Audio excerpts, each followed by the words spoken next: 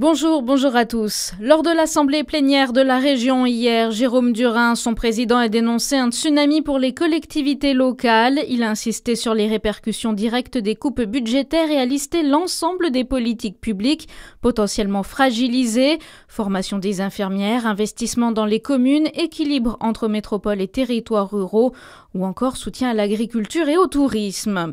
Et des milliers de viticulteurs justement attendus dans l'Hérault ce samedi. Les syndicats agricoles appellent à une grande manifestation régionale à Béziers pour alerter sur la détresse de la filière face à la baisse de revenus et les conséquences du réchauffement climatique.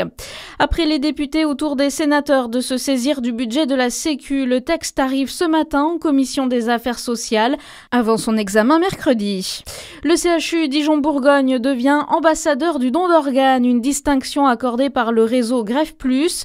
L'établissement contribue ainsi à offrir davantage de visibilité à la question du don d'organes en sensibilisant ses personnels, les patients et leurs proches.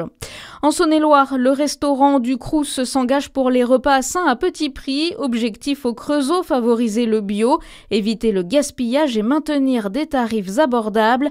Actuellement, 39% des produits du restaurant Crous du Creusot sont de qualité et respectueux de l'environnement et 14% sont bio.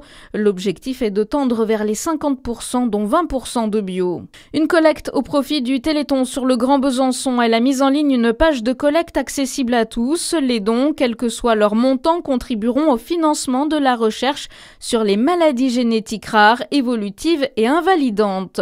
Et puis Quentin Fillon-Maillet vise les JO de 2026 en biathlon. Avant le lancement de la Coupe du Monde, le samedi 29 novembre, la pré-saison commence dès aujourd'hui en Norvège pour le biathlète jurassien. Au programme sprint aujourd'hui et mass start dimanche.